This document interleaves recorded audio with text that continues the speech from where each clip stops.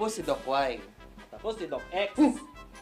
Doc, kita mo ba yung yoyo ko? Wow, ang galing niyan ah. Yelo yan, siyempre. Bagong yoyo yan. Meron ka ba niyan? Ba't wala ako niyan? Eh, siyempre sa mga special lang yun. Eh, kita mo ba? May bagong tunog to. Sige nga. Kita mo. Hmm? Galing ah. Narinig mo ba yun? Oo, ayos ah. O, meron ka ba nito para lang nagkakarera? Akin na lang yan. Wait lang. Meron ako dito para sa'yo. Actually, pinapabigay ito ni Wow, galing. Yan. Ayos. Gusto ko to. kulay green ha. Bagay. Bagay na Galing, bagay. susuot ko na. Oo. Sandali. Ayun na, nag-a-alarm na yung yoyo natin. Oy, ayun na. Kita mo ba yan? Ayun, may image na lumalabas oh. Si Gloria Romero? Hindi. Sandali. Ayun, medyo maangat ng konti yung mukha. Tingnan natin. Si Gloria Diaz? Mas bata eh. Sandali. Kita mo ba? Si Baby Gloria? Masyado. Hindi, ito. Ayan, mas malinaw. Oh, yari si Mother. Ako, Hello, si Mother. Mother pala to eh. Pasensya na, Mother. Hindi kami nakapag-report last week. Pero huwag kang mag-alala, Mother. Madami tayong kapusong natulungan. Yung mga ginawa namin dito, ay naku, ang dami naming nalinisan ng ipin. Actually, si Doc X at ang inyong lingkod, si Doc Y, ay nakatulong po sa mahigit kumulang 50 pasyente sa barangay ng Tulga. Galing no, Mother. Meron na naman pong bago. At sandali. Ito, Mother, opo. Ano po, Mother?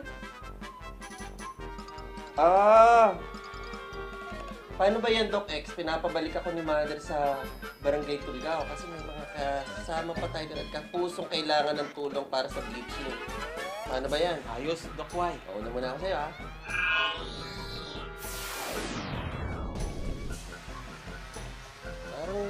Parang iba tong lugar na to, ha?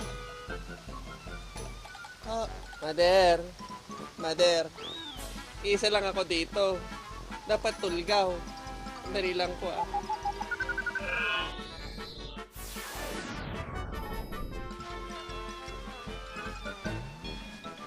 Mother, andito na tayo sa mga kapusong Tulgao. Tara, gawin na natin yung assignment ko. Ayon kay Lakay Season, napag-alaman namin na ang mga kapuso nating Tulgao, para lang mapaputi ang kanilang mga ipin at malinis, ginagamit nila yung pinong-pinong buhangin. At sa special occasion, yung rock salt. Nagdala kami ng tray system. Ito, sa tulong nila kay Season, tinulungan kami mag-translate. Ginamit namin ng isang tray system in combination ng bleaching strip. Kasama ng buong team ng Doc Smiley na tinuturuan ng bawat isa kung paano isuot ng tama yung bleaching tray. Tinuturuan natin isa-isa ang ating mga kapusong Tulgao kung paano ba ang tamang pagsuot ng tray system. Para lalo dun sa mga nagnganganga, papansin natin na may naiiwang strip sa loob ng bibig nila at ito'y nilalapat nila sa kanilang mga ipin. Normally, mga 10 to 20 minutes ang paggamit na itong bleaching tray na ito. Uy, Doc Y! Buti andyan ka na! Nandito na nga ako. Pinadala din ako ni Mother dito eh. Bakit nga ba? Ito yung bagong pasyente natin. Okay. Kamusta, Doc X? Anong gagawin natin sa kanya? Ang unang gagawin natin, Doc Y, ay ang in-office bleaching o tinatawag na power bleach. Meron dalawang klase ang bleaching na gagawin natin sa office. Ang tinatawag na with light and without light. So, anong gagawin natin dito sa pasyente mo na to? Mukhang mapapaganda mo pa ipin dito. Ano bang ginagawa mo dyan? Una, Doc Y, oral diagnosis. Okay. Pagkatapos ng oral diagnosis, prophylaxis. Lilinisin muna natin yung ngipin, tanggalin ang mga mantsa, kung may mantsa yung ngipin, bago tayo mag-bleach. Okay. Parang merong kakaiba dyan. Nakahulma yata yung ipin na yan. Anong tawag dyan? fabricated tray yan, Doc Y, made out of silicone rubber. Okay. Sakto yan sa ipin ng pasyente. Yes, Doc Y, kasi sinukatan natin yung pasyente, yung ngipin niya, bago natin ginawan ng tray na made out of silicone. Ito nga yun. Okay yan ah. Maganda yung materialis niyan dahil swak na swak doon sa ipin ng Safe. pasyente. Pwede niya iuwi yan tapos lagyan at lagyan niya pa. Pwede, Doc Y. Dapat magpakonsulta muna para malaman nila kung ano yung dapat na maintenance na gagawin nila sa bahay. Ito naman, Doc Y, ang tinatawag na power bleach with light or in-office bleach with light. Aba, medyo kakaiba yan ah. Oo, Doc Y.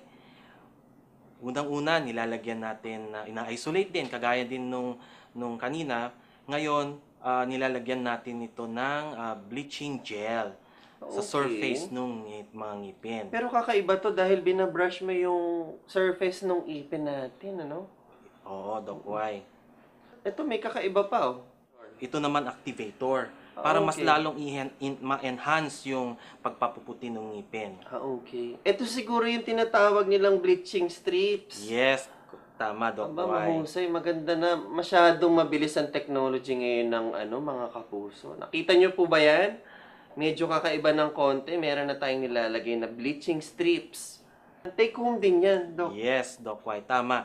Ang ginagawa lang natin, tinuturo lang natin yung proseso or yung procedure sa pasyente para tama yung paggamit niya ng whitening system na ito. Sandali, Doc. May Yes, nakita Doc ko White. dito kakaiba to. Meron siyang light. Yan yung sinasabi mo pala sa akin na light Light activated. activated. Yes, Doc White. Kakaiba. LED dyan. Yes, yung ilaw, Doc Y, is LED. So, LED siya. kung LED siya, less yung heat, ano? Yes, tama, Doc Y. At ito, Doc X, nakita mo ba to? Power bleach with light. Kagandahan nito, one sitting lang yung patient, puti kagad yung ipin. Nga lang high intensity light yung ginagamit natin dito sa pasyente na to. Pagkatapos gumamit, kailangan natin ng fluoride management kaagad. Meron pa din tayong susunod para dun sa ayaw ng masyadong mangilo. Pasok tayo dun sa power bleach without light. Ito na po yun. So, meron na naman tayong panibagong sistema dito. Ito, tuturo ko sa ito. Sige nga, Okay, Doc medyo Y. kakaiba to eh. Ayan, mapapansin mo, dinadry naman natin dyan yung ipin, Dok. Ayan, Dok, sa tingin ko, ano yun, nilagay mo na yun, yung gingival barrier. Oo, Tama, yan, Doc Y. Para hindi ma-irritate yung gums pag nilagay din ulit yung mga bleaching solution or gel. Bakit pag hindi natin nilagyan yan, ano mangyayari? Since medyo may kalakasan din naman yung gel na ginamit natin, Oo. may possibility, Doc Y, na ma-irritate yung gums, magkakaroon ng irritation or mamumula yung mga gilagid niya. Kung wala, hindi natin prinotektahan yung mga gilagid. Yan, Doc Y, yung nilalagay natin ngayon is a gum barrier. Yung pagkatapos nating ilagay ang gum barrier, dapat iniilawan ito ng light cure. O hayan, Doc Y, i-prepare natin yung bleaching gel na gagamitin natin. Ano ba tong bleaching gel na ginamit natin, Doc Y? Actually, ang pinag-uusapan natin dito ngayon is power bleaching. Kaya mga kapuso, medyo mataas percentage na gagamitin natin. Hydrogen peroxide po ito, 38%. Kinakailangan yung dentista ang mag-a-apply, hindi po kayo, no? Ito po, makikita po natin na pinaghahalo na natin yung dalawang material, okay? Pagkatapos, pagka nahalo natin at naging homogeneous at isa na lang silang kulay, kulay pula na lang po, i-apply na po natin yan doon sa bawat isang ipin, from middle to outer. Yun nga lang, dentista pa din po ang mag-apply po nito, hindi po basta-basta pasyente. Kailangan po na tutuyuin po yan at lilinisin po ng ating dentist, okay? Pag ginawa po ng dentist yan, iniingatan po din yan yung pagtanggal ng bleaching material para po hindi tumama sa labi ng patient. Hindi din po tumama sa gilagid. Mga kapuso, nakita nyo kung gaano kadami yung options ng mga dentist, ano? Kaya dyan lang kayo. Pasyalan natin ng mga dentista natin. Kung anong budget nyo, kung anong saswak sa bulsa natin. bibigay sa inyo lahat ng options ng ating mga dentista. Tama ba, Doc X? Tama, Doc Y.